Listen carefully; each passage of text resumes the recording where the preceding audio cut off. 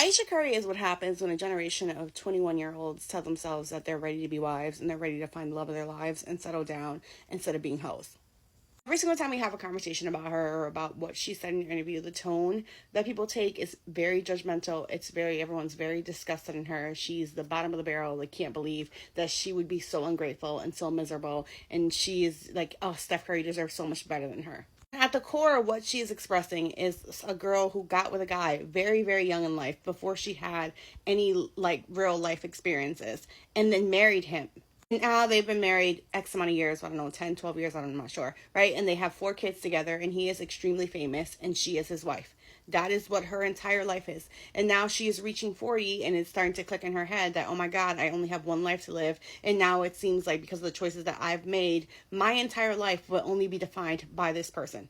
I will only ever be his wife and the mother of his children. It's very interesting for Aisha Curry to speak out about it because for the past, like, I don't know, it was like 8 years or so, she's been building a career and a brand for herself, right? Like, she had cookbooks, she had her own talk show, she had like a food show, right? Like, she's been building a brand all for herself and a name for herself, making a career for herself. And her still expressing the sentiment of feeling unsatisfied is because it seems like no matter what she does, all she ever will be is his wife and the mother of his children. And the sentiment that she is trying to describe is being like, oh my God, when I die, I will have wasted my entire life belonging to other people. I would have never been my own person.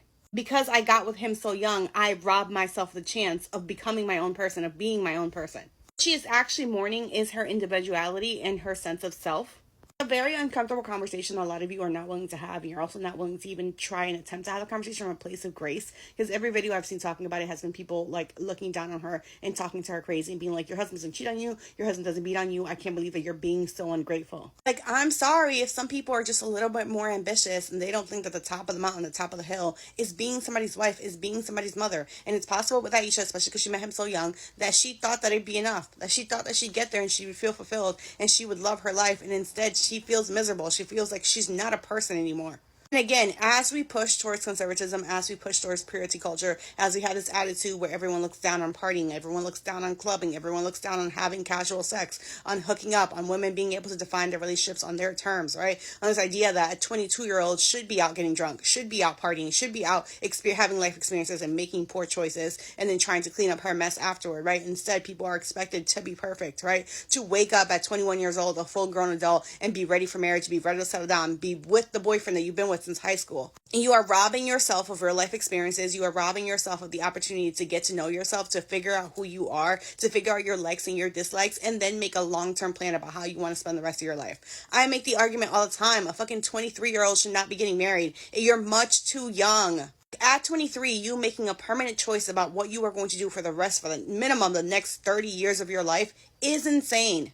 The marriage is one thing because you could always get divorced, but when you add the children to the mix, like, you know how hard it is to leave a marriage when you have children, especially when there is really nothing wrong with your marriage, right? Like, again, your husband doesn't cheat on you, your husband doesn't beat on you, so like you just want to leave simply because you're unhappy, because you're like, you know what, this is not what I thought it would be, this is not how I want to spend the next 30 years of my life, I'd like to be able to do other things, and then you have to wonder if your own personal happiness is more important than your children's. You change so much as a person between the ages of 21 and 31, and you should not be allowed to like make permanent life decisions in that moment, because the things that would make you happy at 21 and things that would be so fulfilling for you at 21, at 31 are things that you don't even give a fuck about anymore. This idea of crucifying a woman for being honest about that, for being honest about being like, you know what, in hindsight, now that I know more, I maybe wish I would have done things a little bit differently, and making her out to be this monster, when the reason why someone like her would have went into marriage so young and so blind is because she had always been told by other women and that's what was expected of her, and that's what the life goal was. And had more married women had taken the time to be more honest about their experiences, had more mothers taken the time to have honest conversations about their experiences, to be like, you know what, I love my kids to death, but do I wish I would have done more in my life? Do I wish I would have traveled more? Do I wish I would have went further in my career, that I would have pursued my passions a little bit more aggressively before I made my life about other people? Then maybe more young girls like her wouldn't jump into marriage. Ugly truth of long-term relationships and long-term marriages that no one likes to discuss is that, especially when you get married young, is that the excitement of being somebody's wife and being a bit of a bling bling ring on my finger, after that 5 year mark, it wears off, and instead what it gets, it's extremely ordinary, it gets extremely redundant, it gets extremely repetitive. And I can understand, I can speak for myself, I can understand how fearful it must be to wake up 8 years into your marriage and be like, I can't believe that for the rest of my life every day is going to be exactly the same, that I have one time to live on this earth. I have one chance, one life, and I'm going to spend the next 30 years of my life feeling nothing, doing the exact same thing over and over and over again. That if I die tomorrow, my defining characteristics and attitudes to describe me will only be wife and mother.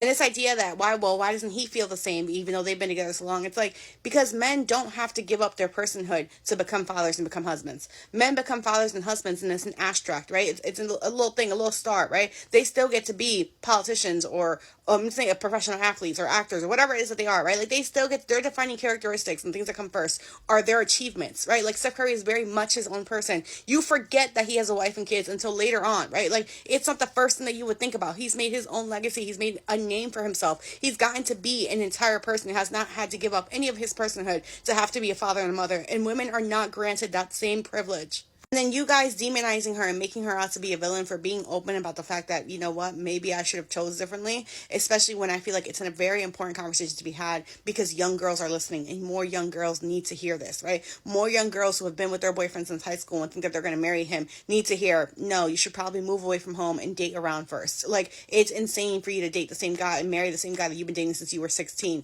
That is craziness. It is insane craziness for you to have been with one man your entire life. You are setting yourself up for failure by staying with what's comfortable and being afraid of the unknown. Like, unfortunately, so many of you are so arrogant and are so quick to make these choices and decisions because you feel like, because life has told you and like society has told you that these are things that you have to do, that you have to live your life this way, that you have to go to college and you have to get married and you have to have a baby. It's something that you have to do, right? And there are things that you just need to check off as a way to prove that you have a fulfilled life. But so many of you are going to wake up in your late 40s and your early 50s and look around at your life and be like, I can't believe it. This is it. Like, this is it. This is it. This is my entire life. That's it. Especially in heterosexual relationships, when as a woman, then all of your accomplishments, everything that you've ever achieved in life will be just this man. I say all the time, it's like, not enough of you guys watch Fences with Denzel Washington and Viola Davis, where Denzel Washington is miserable because he hates his life and he feels that he could have been more and he could have done more. And Viola Davis turns around and looks at him, he's like, you hate your life? You think you could have done more? You were my entire life. You're my entire legacy. Like, and you think you're disappointed in how your life turned out? That film is the most accurate portrayal of long-term marriage I've ever seen. And unfortunately, so many of you are going to end up like Viola Davis because you are too judgmental and not open to having these conversations, not open to thinking about things another way. You just think that you know better. It's like, well, if I had a good man like Steph and he made money and he was faithful and he didn't beat me, I would never leave him no matter what. And it's like, there has to be more than life than that. Like, you have to want more for your life than just that.